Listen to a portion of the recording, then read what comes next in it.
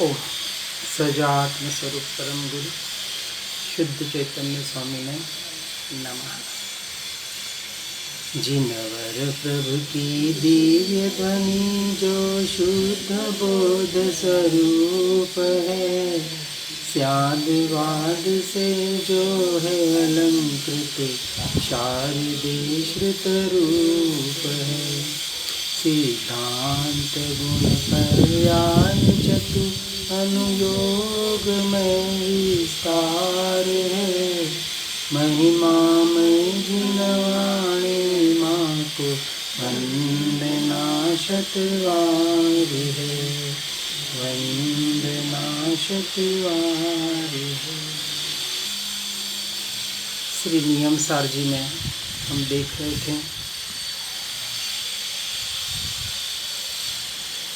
समस्त पाप रूपी शूरवीर शत्रुओं की सेना जिसमें प्रवेश नहीं कर सकती, ऐसे निज शुद्ध अंतः तत्व रूप महादुर्ग में किले में निवास करने से आत्मा निर्भय स्वरूप ही है। ऐसा यह आत्मा ही वास्तव में उपादेय है। इसी को योगींद्र देव आचार्य अमृताशिति में कहते हैं, आत्मतत्व स्वर समूह, विसर्ग और व्यंजन आदि अक्षरों रहित तथा संख्या रहित है। अर्थात अक्षर और अंक का आत्मतत्व में अंश मात्र भी प्रवेश निहित है, अहित से रहित है, शाश्वत है, अंधकार तथा स्पर्श रस गंध और रूप रहित है। पृथ्वी जल अग्नि और वायु के अणुओं से रहित है तथा स्थूल दिक्चक्र यानी दिशाओं के समूह से भी रहित है। इसी को पूर्ण करते हुए टीकाकार मुनिराज श्लोक में कहते हैं, जो समय सार दुष्ट पापों के वन को छेदने का कुठार है, जो दुष्ट कर्मों के पार को प्राप्त हुआ है, अर्थात जिसमें कर्मों का संपूर्णतः अभाव है, जो पर परिणति से दूर है, जिसने राग रूपी समुद्र के पूर को नष्ट किया है, जिसने विविध विकारों का हनन कर दिया है और जो सच्चे सुख सागर का नीर है, पानी है, और जिसने काम को अस्त कर दिया है, वह समय सार ऐसा शुद्ध आत्मा, और जिन्होंने ऐसे शुद्ध आत्मा को प्राप्त कर लिया, ऐसे परमात्मा शीघ्र ही मेरी रक्षा करो। जो तत्वनिष्ठात यानी वस्तु स्वरूप में निपुण है, पद्मप्रभ मुनि के हृदय कमल में सुस्थित है, जो निर्विकार है, जिसने विविध विकल्पों का हनन कर दिया है और जिसे भूत पुरुषों ने कल्पना मात्र रम्य ऐसे भव भव के सुखों के तथा दुखों से मुक्त कहा है, वह परम तत्व ऐसा मेरा स्वरूप, मेरा स्वभाव जयवंत वर्तो।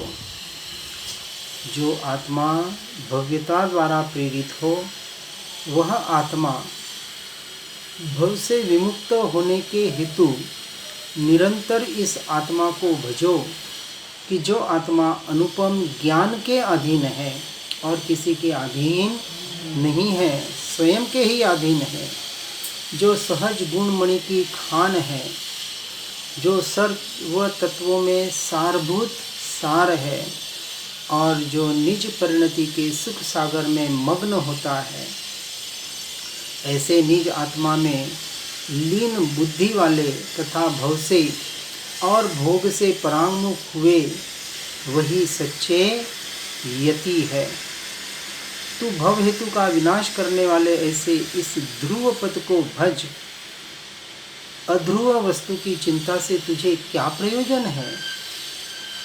जो अनाकुल है, अच्युत है, जन्म मृत्यु रोग आदि से रहित है, सहज निर्मल सुख अमृतमय है, उस समय सार को मैं समरस से यानी समता भाव से अपने भीतर से इसके द्वारा सदा पूजता हूँ।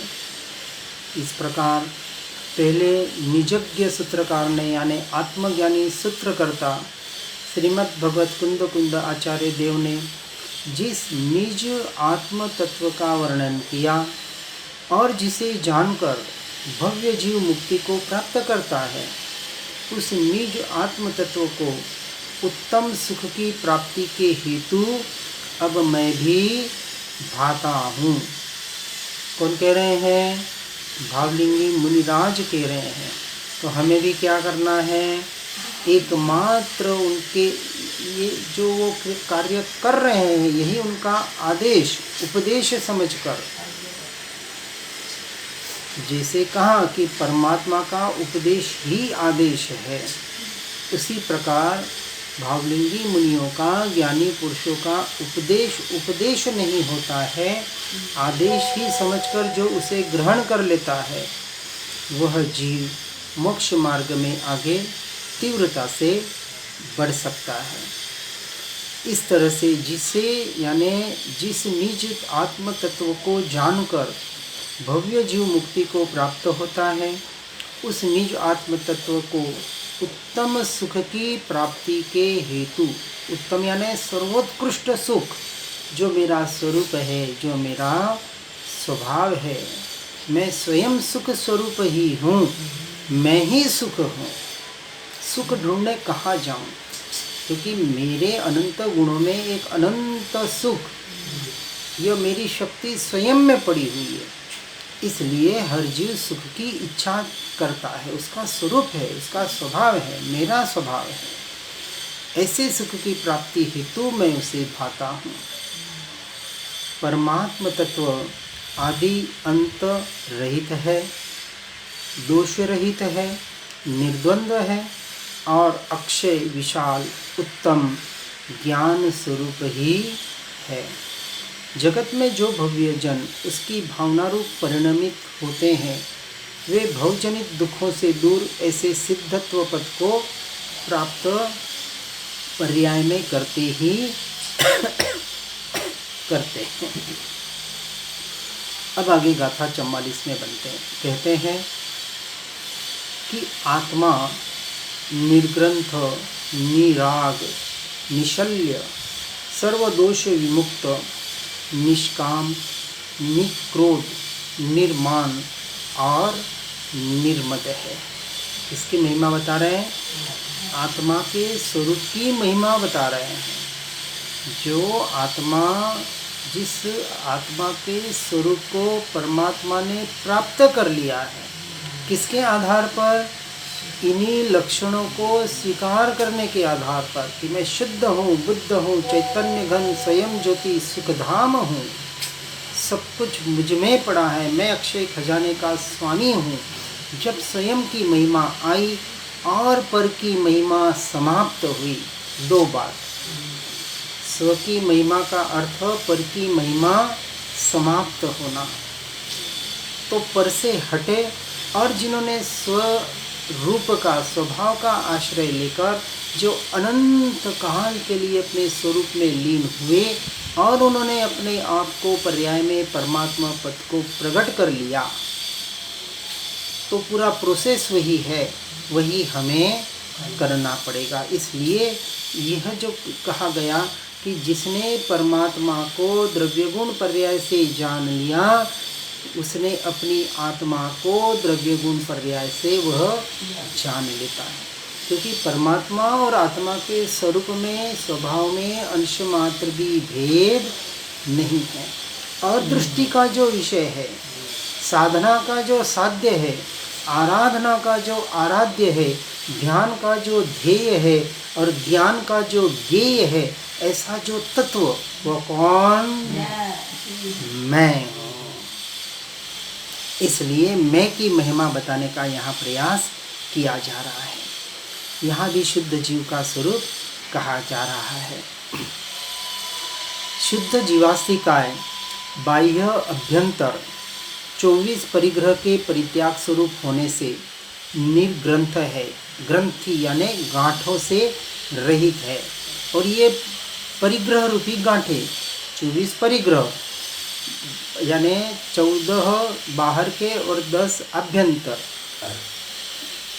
एक मिथ्यात्व, 4 कषाय, 9 कषाय, ये अभ्यंतर परिग्रह, और दास दासी 4 पदी 2 पदी ऐसे जो धन धान्य धातु वगैरह ये बाह्य परिग्रह, इस प्रकार के अभ्यंतर बाह्य परिग्रह के परित्याग स्वरूप होने से इसलिए मुनिराजों को निर्ग्रंथ भी कहा गया।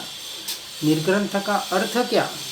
मात्र बाहर से त्याग करने का अर्थ निर्ग्रंथ नहीं है।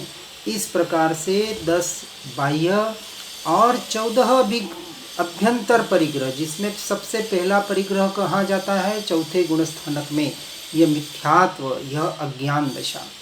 ऐसे 24 परिग्रह का त्याग करने वाले ही सच्चे मुनिराज होते हैं, उन्हें ही निर्ग्रंथ कहा जाता है।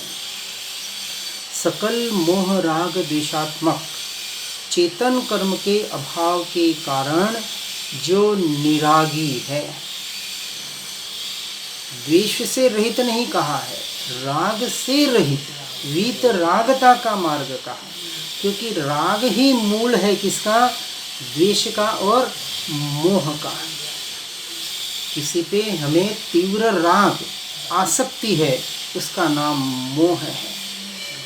और कोई मंद राग भी है, कोई चीज़ अच्छी भी लगती है, जैसे प्रशस्त और अप्रशस्त राग कहा कि परमात्मा के प्रति भी किसी का तीव्र राग है, और यदि कोई परमात्मा को गाली दे दे या हमारे किसी गुरु के प्रति, किसी व्यक्ति विशेष के प्रति हमारा राग है, उनके खिलाफ कोई बोल दे तो तुरंत हमें गुस्सा आता है, उसे हम मार काटने को भी दौड़ सकते हैं। अभी हम गुरुकुल में गया था, मैं साबरमती गुरुकुल में बात बताऊं, देखकर मुझे बहुत दुख हुआ।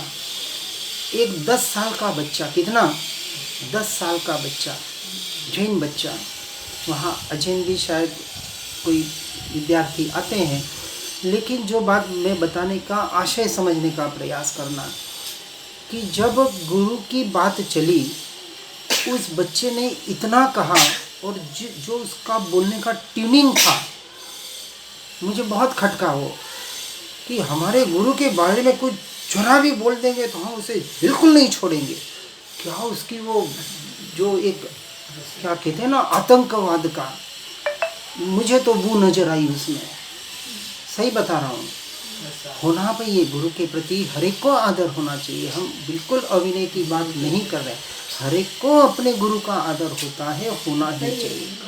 लेकिन आज धर्म क्षेत्र में जो जाति मत पंथ संप्रदायों के आधार पर जो झगड़े चल रहे हैं, अरे अन्य धर्मों में तो छोड़े, आज हम 1 तिथि 2 तिथि वगैरह जो भी कुछ भी आज धर्म संप्रदायों में झगड़े चल रहे हैं, एक जना दूसरे को पूछना नहीं है। यहाँ तक कि जहाँ तक मैंने सुना है कि लोग गोचरी तक नहीं विराते हैं एक दूसरे गुरु को।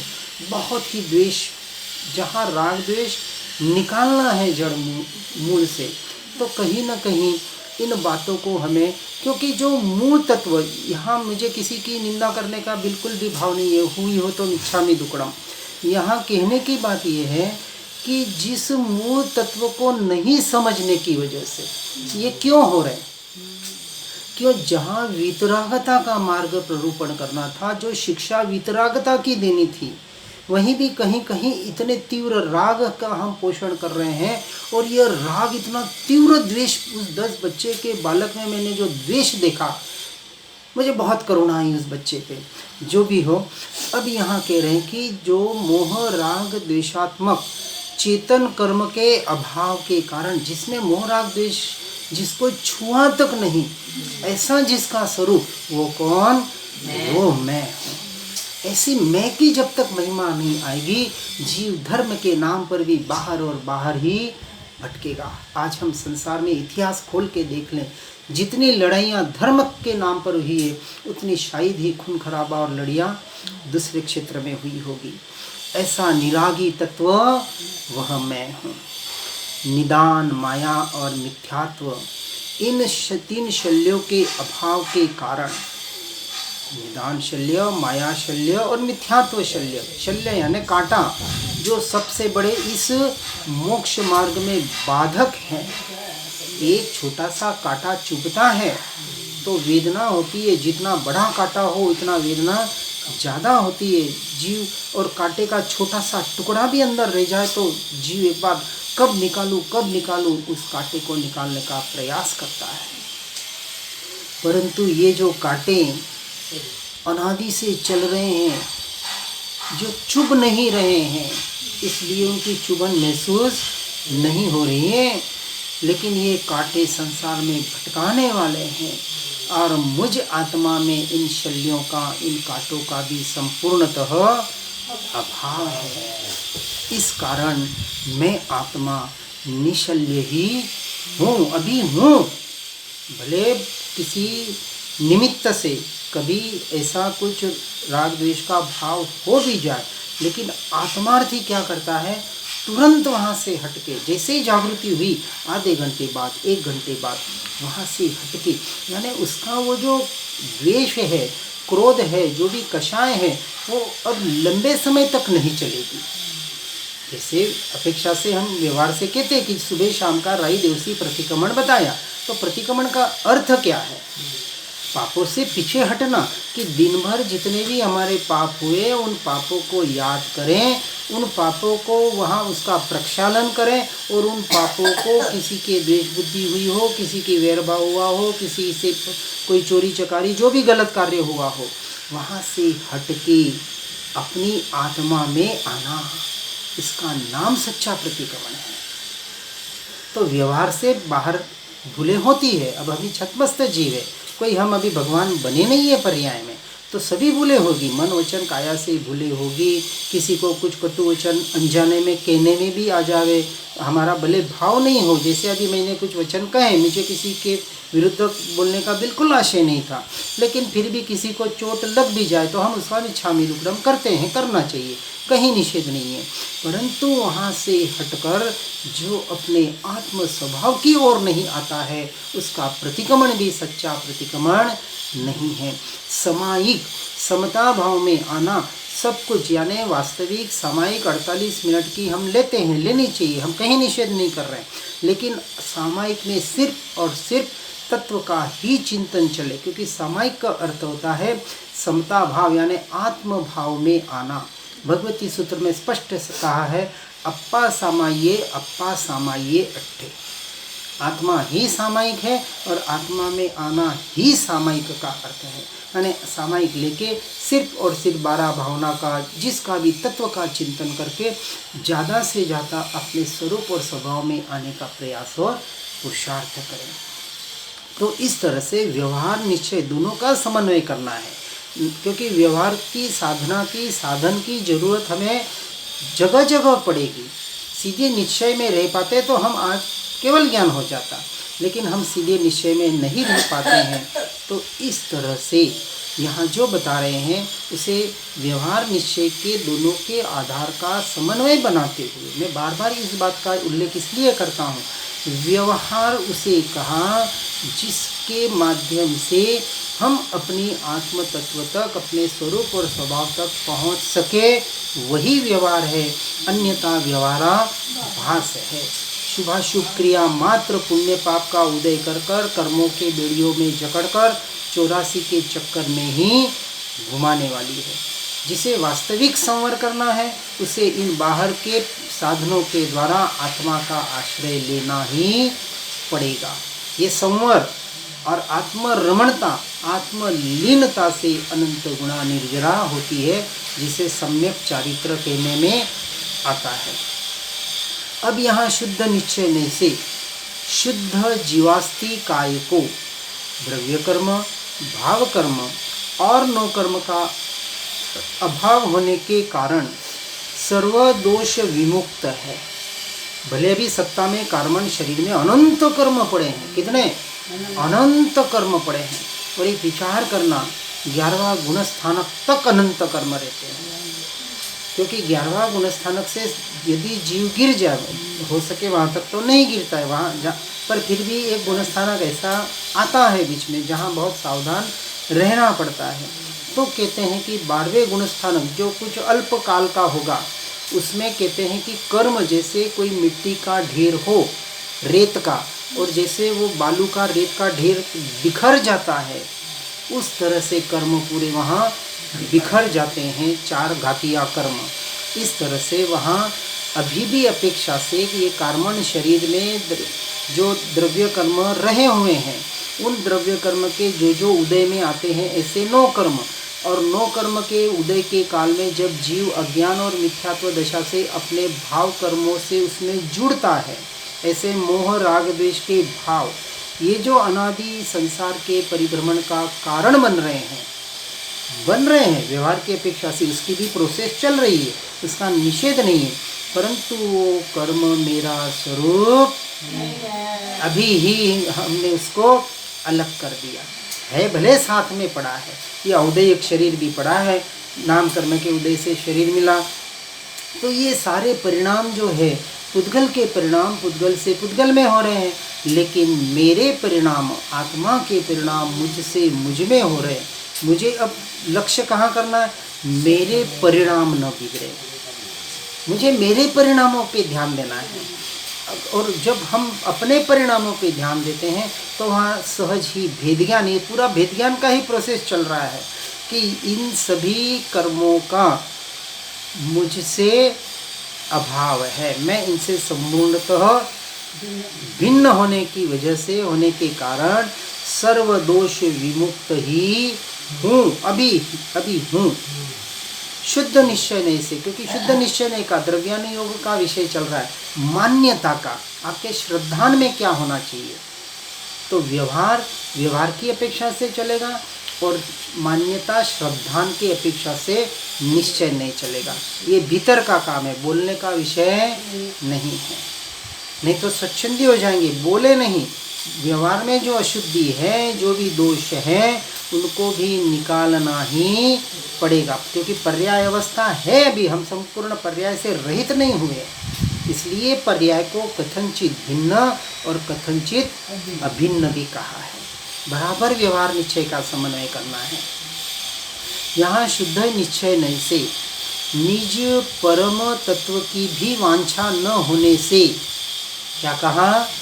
शुद्ध निश्चय नहीं से, मैं आत्मा हूँ, मुझे आत्मा में लीन होना है, मुझे मोक्ष चाहिए। क्या कहा? यह भी कामना नहीं है, वांछा नहीं है, इच्छा नहीं है। व्यवहार से पूछेंगे कि आपकी क्या इच्छा है, तो मुझे मोक्ष के अलावा कुछ नहीं चाहिए। ये हुआ पर्याय की अपेक्षा से व्यवहार का कथन, ये मुझे मोक्ष चाहिए। मैं क्यों ये सारा किस लिए कर रहा हूँ? कि मुझे मोक्ष की प्राप्ति करनी है, मुझे मुक्ति की प्राप्ति करनी है, जन्म मरण से रहित होना है। ये व्यवहार का कथन हुआ। लेकिन भीतर में पता है, मान्यता में क्या होगा कि मैं इन सभी वांछाओं से रहित हूँ, इच्छाओं से रहित हूँ। अब मुझे न किसी की इच्छा, न किसी से कोई आशा, न किसी से कोई अपेक्षा। ऐसा निरपेक्ष तत्व होने से मैं कैसा हूँ? निष्काम हूँ। अभी निश्चय की अपेक्षा से, शुद्ध द्रव्य की अपेक्षा से, जो मेरा दृष्टि का विषय है, और पर्याय में वासना है, कामना है, जो भी इच्छाएं हैं, वह मेरा स्वरूप नहीं है। उद्यागत भाव है, उद्यागत भाव मेरा स्वरूप नहीं है। उद्यागत विकल्प होंगे, भाव होंगे, परंतु वहाँ भी भेद ज्ञान करके निरंतर स्वरूप और स्वभाव में आने का वहाँ अभ्यास होगा। निश्चय नय से प्रशस्त और अप्रशस्त समस्त परद्रव्य परिणति का अभाव होने के कारण मैं निक्रोध हूँ। क्रोध से यानी कषायों से भी मैं रहित हूँ। कषाय होती है, निमित्त नैमित्तिक संबंध बताया व्यवहार की अपेक्षा से। जब उदय में क्रोध आना होता हो, यानी कषाय होनी होती है, तब वहाँ निमित्त हाजिर होता है। ये निमित्त नैमित्तिक संबंध है, परंतु उससे भी मुझे क्या, उस वक्त भी मैं उन निमित्तों को, उन कषायों को मात्र जानने वाला, और उसको जानते वक्त ज्ञान स्वभाव को जानने वाला, और उस ज्ञान स्वभाव ऐसा ज्ञायक भाव वही मैं। जैसे ही जागृति आती है, हमें निरंतर उस मैं में यानी अपने भीतर आने का हमें प्रयास करना है। निश्चय नय से सदा परम समरसी भाव स्वरूप होने के कारण निर्माण हूँ। मैं निरंतर अपने स्वभाव का ही आश्रय लेने की वजह से निरंतर स्वभाव में ही रहता हूँ। आज दिन तक मैंने पर द्रव्य पर भावों को जाना नहीं, जान सकता नहीं, ऐसा निश्चय की अपेक्षा से, परमार्थ की अपेक्षा से मेरा स्वभाव है। ऐसा वहाँ श्रद्धा में टंकोत्कीर्ण होता है सम्यक दर्शन के वक्त। और ऐसे समरसी भाव स्वरूप होने के कारण मान से भी मैं रहित हूँ, इसलिए मैं निर्माण हूँ। और निश्चय नय से निशेष रूप से अंतर्मुख होने के कारण मैं निर्मद हूँ। यानी 8 प्रकार के जो मद बताए हैं उन मदों से भी मैं रहित हूँ। व्यवहार से जो कुछ भी बताया गया वो व्यवहार की अपेक्षा से अपने दोषों को निकालने के लिए बताया गया, तो उसका अभ्यास व्यवहार की अपेक्षा से वहाँ करना है। लेकिन श्रद्धान की अपेक्षा से, आत्मानुभूति की अपेक्षा से, आत्मरमणता की अपेक्षा से, सम्यक चारित्र की अपेक्षा से निरंतर दृष्टि का विषय शुद्ध स्वभावी आत्मा ही होना चाहिए। और इसलिए उस शुद्ध स्वभाव का यहाँ विशेषतः उल्लेख किया जा रहा है। अब यहाँ कह रहे हैं कि उक्त प्रकार का, यानी ऊपर कहे हुए प्रकार का विशुद्ध सहज सिद्ध नित्य निरावरण निज कारण समय सार का स्वरूप ही उपादेय है। अब उपादेय क्या है? इसके अलावा जो भी व्यवहार है, व्यवहार होगा, क्योंकि दोष है, अभी पर्याय अवस्था है, सब कुछ है। वापस बार बार कह रहे हैं, अपने आप को शुद्ध स्वरूप मानकर दोषों से, पर्याय से दृष्टि ऐसे मत समझ लेना कि जो पर्याय में मलिनता है, पर्याय में दोष है, वहाँ भी हमें अभ्यास करना ही पड़ेगा। और जो एकमात्र अपने आत्मा में लीन हो पा रहा है, अब उसे वो संसार से छूट गया, किसी से कोई अंश मात्र भी लेना देना नहीं है। जैसे कहते हैं कि शुल्लक एल्लक की अवस्था या 11 प्रतिमा जिसने धारण कर ली हो और निरंतर आत्मा आत्मा आत्मा का ही जो निरंतर रटन करता हो, अब सारी क्रियाओं से भी हट गया, सब कुछ जैसे कहा ना, अब कुछ नहीं करना और एकमात्र आत्मा में रहना ही जिसका उद्देश्य रह गया है, उसके लिए एकमात्र बात क्या बताई कि विशुद्ध सहज सिद्ध नित्य निरावरण निज कारण समय सार का यह जो स्वरूप, यह जो आत्मा, यह जो स्वभाव, यही एकमात्र उपादेय है। अब विचार करें, भावलिंगी संतों की अपेक्षा से यहाँ दशा हम समझ सकते हैं। ये तो सभी के लिए उपदेश है। सम्यक दृष्टि दर्शन जिसे प्राप्त करना है उसको उसकी अपेक्षा से, फिर जो आगे बढ़ा है उसको उसकी अपेक्षा से, और छठे गुणस्थानक भावलिंगी मुनियों को तो संपूर्णतः एकमात्र उपादेय, एकमात्र यह कारण समय सार ही है। इसलिए कहा भावलिंगी मुनि उन्हें कहा जो अंतर्मुहूर्त अपने शुद्धोपयोग में लीन होते हैं, आत्मा के अनुभव में उस आत्मलीनता का ही निरंतर जो पुरुषार्थ कर रहे हैं, अन्य किसी भी प्रयोजन से उन्हें कोई लेना देना नहीं है। ऐसे भावलिंगी मुनि जो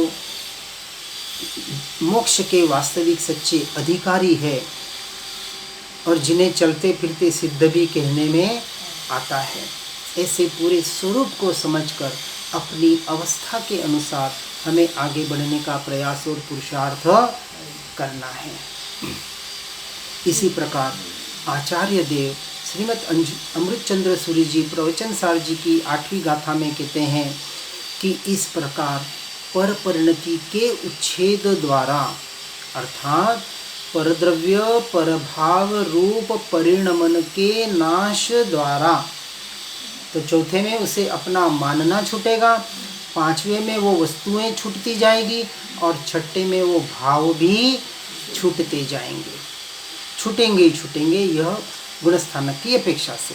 तथा कर्ता कर्म आदि भेद होने की जो भ्रांति, उसके भी नाश द्वारा, कर्ता और कर्म आदि के जो भेद हैं, उन भेदों का भी जहाँ संपूर्णतः ये भी भ्रांति है और उसका भी जहाँ संपूर्ण नाश होता है, उसके नाश द्वारा अंत में जिसने शुद्ध आत्म तत्व को उपलब्ध किया है, ऐसा यह आत्मा, ऐसा यह मैं चैतन्य मात्र रूप विशद निर्मल तेज में लीन रहता हुआ, ऐसा चैतन्य मात्र रूप निर्मल तेज में लीन।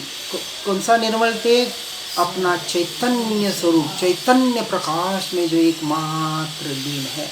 अब उसे किसी की आशा नहीं, अपेक्षा नहीं, कुछ नहीं चाहिए, क्योंकि जो चाहिए अक्षय खजाना सब कुछ भीतर मिल गया कि अब जिसके किसी की आश्रय की अब किसी की आवश्यकता नहीं है। अब ये शरीर रहे न रहे, ये मन रहे न रहे, ये इंद्रियां रहे न रहे, किसी की भी अब हमें जरूरत ना रही। उसे कहा देह छता जेनी दशा वर्ते देहातीत। देह है, केवली परमात्मा के भी देह है, विचार अघाती कर्म शेष है, आयुष्य भी पूरा नहीं हुआ, फिर भी दशा कैसी है? देहातीत दशा। और उसकी शुरुआत कहाँ से होती है? चौथे गुणस्थानक से। तो यह जो विशेष रूप से आत्मा की महिमा बताने का प्रयास किया जा रहा है, ऐसे स्वयं के निर्मल तेज में लीन रहता हुआ अपनी सहज स्वाभाविक महिमा के प्रकाशमान रूप से सर्वदा मुक्त ही रहेगा। अब वो कभी संसार में होते हुए भी अब वो संसार में नहीं है। चौथे गुणस्थानक में वो कमल की स्थिति आती है कि कीचड़ में रहते हुए भी कमल जैसे कीचड़ से निर्लिप्त है, छूता तक नहीं। पानी उस कमल के पत्ते पर पानी ले और आगे पीछे करे ऐसे उसको, तो वो जैसे वो पारा होता है ना मर्क्यूरी, जैसे ऐसे वो पानी का बिंदु इधर पानी उस पत्ते पर घूमता है। क्यों घूमता है? क्योंकि वो पत्ते को चिपका नहीं है। यदि चिपक जाता तो वो पत्ता उस पानी को चूस लेता और बिंदु को हिलने भी नहीं देता। लेकिन एक पानी की बूंद भी उस पत्ते पे चिपकती नहीं है, और उस पानी के बूंद को निकाल दो तो पत्ता ऐसे लगता है जैसे सूखा का सूखा। ऐसा सम्यक दृष्टि जीव संसार में होकर भी नहीं है, और वहीं से उसकी मुक्ति की अवस्था शुरू हो गई। फिर उसकी शुद्धि की वृद्धि होते होते एक न एक दिन ऐसा भाव आ जाता है कि वो अपने स्वरूप को प्राप्त करके मुक्त दशा में लीन हो जाता है। अब इस गाथा की टीका पूर्ण करते हुए टीकाकार मुनिराज कहते हैं, जिसने ज्ञान ज्योति द्वारा, किसके द्वारा? ज्ञान ज्योति द्वारा पाप रूपी अंधकार समूह का नाश किया है। अनादि का अंधकार, कितना? अनादि का अंधकार एक क्षण में ज्ञान रूपी ज्योति प्रकट होने से नाश को प्राप्त होता है। कितना? अब जीव कहे अनादि काल का मिथ्यात्व अज्ञान दशा पड़ी है, अब उसको नष्ट करने के लिए, उस अज्ञान दशा को मिटाने के लिए तो बहुत समय लगेगा ना।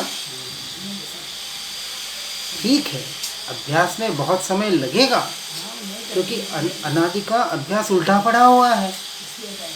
यदि आज ही संभल जाए और सीधा अभ्यास करने लग जाए तो जल्द से जल्द प्राप्त कर सकता है।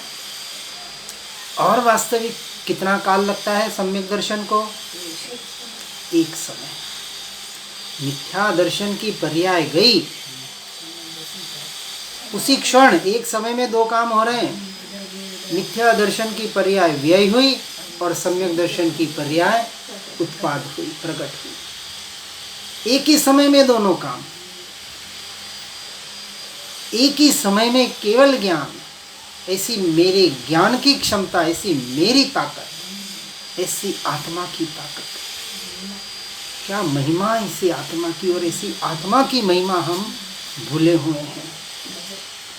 जिसने ज्ञान ज्योति द्वारा पाप रूपी अंधकार समूह का नाश किया है, जो नित्य आनंद आदि अतुल महिमा का धारण करने वाला है, जो सर्वदा अमूर्त है और जो अपने में अत्यंत अविचलता द्वारा उत्तम शील का मूल है, उस भव भय को हरने वाले मोक्ष लक्ष्मी के ऐश्वर्यवान स्वामी को, किसको?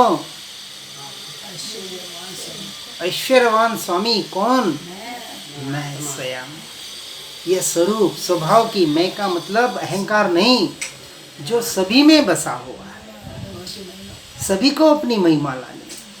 यहाँ अहंकार इसलिए नहीं है, अहंकार तब होता है कि मैं अपने आप को तो भगवान मानूं, अपने आप को तो शुद्ध बुद्ध मानूं और दूसरे सभी को नीच हीन दीन मानूं, तो अहंकार है। 100% मैं ज्ञानी, मेरे जैसा कोई नहीं, बाकी इसको दिया है। मैं इतने सालों से अभ्यास कर रहा हूँ, इतने लोगों को मैंने पढ़ा दिया, ऐसे ऐसे को मैंने ये कर दिया, वो कर दिया, ये सारा अहंकार बोलता है। पर जिसने कहा जैसा मैं वैसा जगत का हर जीव, सभी जीव सिद्ध सम, मैं अकेला थोड़ी हूँ, लेकिन क्या मुझे अन्य से कुछ प्रयोजन नहीं, क्योंकि जब तक मैं मुझसे प्रयोजन नहीं रखूँगा तब तक मैं अपने अंतर में उतर नहीं पाऊँगा, और मैं अपने अंतर में जब तक उतर नहीं पाऊँगा तब तक मैं उस परमात्मा तत्व का अधिकारी नहीं बन सकता। और मुझे तो निश्चय से परमात्मा हूँ, पर पर्याय में परमात्मा अपना प्रकट करना है, तो पुरुषार्थ पर्याय में ही होगा। तो सारा पुरुषार्थ जिस अपेक्षा से नास्ति से परद्रव्य प्रभावों से छूटना है और आस्ति से स्वरूप प्रमाणता का अभ्यास, ये सारा पर्याय में अभ्यास होगा ही होगा। बिना अभ्यास के जीव आगे नहीं बढ़ पाएगा। इस तरह से यथार्थ स्वरूप को व्यवहार निश्चय की अपेक्षा से सुनकर समझकर अपनी अवस्था में, बार बार इसलिए कह रहा हूँ, अवस्था के अनुसार व्यवहार निश्चय का समन्वय करना है, नहीं तो निश्चयाभासी बन जाएंगे। क्योंकि हम जिस आत्मा की बात सुन रहे, पूरा द्रव्यानुयोग का विषय निश्चयाभासी बनाने में देर नहीं लगेगा। इसलिए साथ साथ में व्यवहार का मतलब ये नहीं कि आप पूजा पाठ व्रत जप तप ये बात व्यवहार, ये तो व्यवहाराभास है। वो जितना हो आत्मा के लक्ष्य से हो तो व्यवहार है। यदि हम भूखे रह रहे हैं, 12 तब बताएं, भूखे रह रहे हैं, एकासन किया, आइंबिल किया, लेकिन जब भूख लगी या जब रस का त्याग किया, उस वक्त की जागृति कितनी है कि ये रस कि ये त्याग करने वाला, ये जिसको भूख लग रही थी, आदत नहीं होती है तो 12 बजे तक भूख लगती है, तब वहाँ भेद ज्ञान का अभ्यास कितना चला। हम भी अब कहते हैं आप तप करे, व्रत करे, जप करे, शरीर को कष्ट सहन करने का अभ्यास करे, किस लिए? भेद ज्ञान के लिए। वहाँ जागृति, क्योंकि प्रतिकूलता में जितनी जागृति नेचुरल होती है, अभी तो आत्मा कर लेंगे, भेद ज्ञान भी कर लेंगे, ये चल रहा है, शरीर चल रहा है, मैं जान रहा हूँ, ज्ञान स्वभाव को जान रहा हूँ वगैरह, लेकिन बीमारी आई, कुछ रोग आया, ऐसे कहीं भूख लगी, ऐसे कुछ प्रतिकूलता आई, वह तो मूल परीक्षा की घड़ी है। उस वक्त जागृति कितनी रही और ज्ञान स्वभाव कितना जानने में आया। अब वहाँ भूख जानने में आ रही है कि ज्ञान स्वभाव जानने में आ रहा है, वो वेदना जानने में आ रही है कि ज्ञान स्वभाव जानने में आ रहा है। गर्मी लगती है और गर्मी के वक्त ठंडी हवा का झोंका आया तो वो ठंडक जानने में आई कि ज्ञान जानने में आया।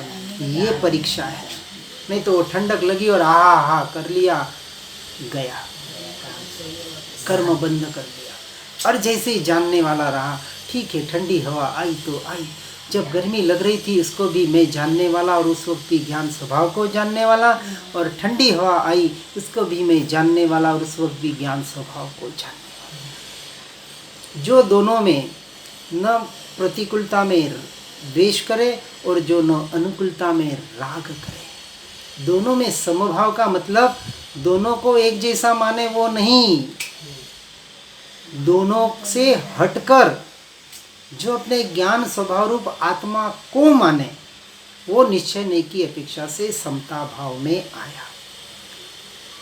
तो व्यवहार भी होगा वहाँ। व्यवहार क्या होगा कि जो गर्मी लगी उसको भी जाना तो सहजता से उसका स्वीकार हुआ, ठंडक आई उसको भी जाना सहजता से उसका स्वीकार हुआ, शरीर में वेदना आई कर्म के उदय से आई, वो कर्म के उदय का स्वीकार हुआ। ये अधूरा काम, यहाँ तक धर्म अंश मात्र भी नहीं। कषाय की मंदता है, पुण्य का बंध है, लेकिन जब तक वहाँ से भेद ज्ञान करके अपने स्वरूप में नहीं आता है कि यह मेरा स्वरूप, कर्म का उदय आया ठीक है, कोई कर्म सत्ता में पड़े थे, वेदनी असाता वेदनी का उदय आया, शरीर में वेदना हुई, बीमारी आई, रोग आया, उसको सहर्ष स्वीकार कर लिया। लेकिन स्वीकार करके यदि उससे भेद ज्ञान करके ये उसकी भिन्नता मानकर जब तक अपने ज्ञान स्वभाव का आश्रय लेकर ज्ञायक भाव की तरफ दृष्टि नहीं करता है, तब तक संवर भी नहीं है। इसलिए इसको ज्ञप्ति क्रिया या संवर क्रिया कहा कि परद्रव्य पर भावों के काल में, उदय के काल में ही, हाँ, उदय जाने के बाद वो तो स्थूल अभ्यास, जितना जीव अभ्यास में आगे बढ़ेगा उतना उतना उदय के काल में खांसी आ रही है उस वक्त वहाँ जागृति है कि ये खांसी शरीर में आ रही है, और उस वक्त मुझे क्या जानने में आ रहा है? ज्ञान जानने में। खांसी को जानने वाला भी मैं नहीं, खांसी किसी और को हो रही है, किसी उदय से हो रही है। सारा पुद्गल का परिणमन ये सारे पुद्गल से हटकर उस खांसी के काल में, वेदना के काल में, भूख के काल में, इस प्रतिकूलता अनुकूलता के काल में, उसी क्षण, क्योंकि स्वपर प्रकाशक है ना, तो पर जानने में आ रहा है, उसी क्षण कहता है कि यह ज्ञान ही जानने में आ रहा है। और जो अपने उपयोग को ज्ञान स्वभाव में लेकर आ जाता है, समझना वो सही मार्ग पर चल रहा है। इतनी सी साधना है, और इसके आधार पर परद्रव्य प्रभाव छूटते हैं। अपने अवस्था के अनुसार अनासक्त भाव, वैराग्य भाव आता है। वह जीव देशवृत्ति सर्ववृत्ति में भी आगे बढ़ता है। ये सारे आगे चारित्र मोह का विषय है। हर को यथा योग्यता से सुनकर समझकर हर जीव मोक्ष मार्ग में आगे बढ़ने का प्रयास और पुरुषार्थ करे। इसी भावना के साथ ओम नमः सिद्धम।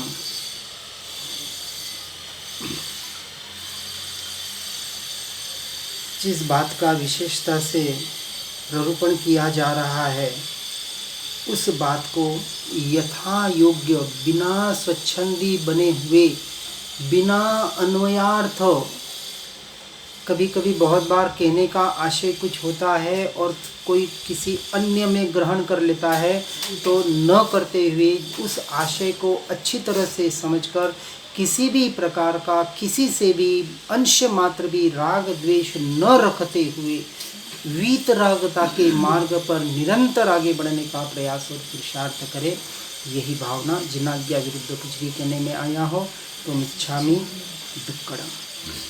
श्री जिनवाणी जिनवरवाणी जग जीवों को सुखदानी, मोह विनाशक तत्व प्रकाशक भविक जनों के मन आनी। पूर्ण ज्ञान के महासिंधु से रत्नत्रय के रत्न मिले, ज्ञान भानु का उदय हुआ है, भव्यों के ही कमल खिले। मोह मान अज्ञान तिमिर को ज्ञान किरण से दूर किया, सुनय जगाती कुनय भगाती, स्यादवाद का मार्ग दिया। वस्तु स्वरूप यथार्थ बतलाया निज आत्म राम।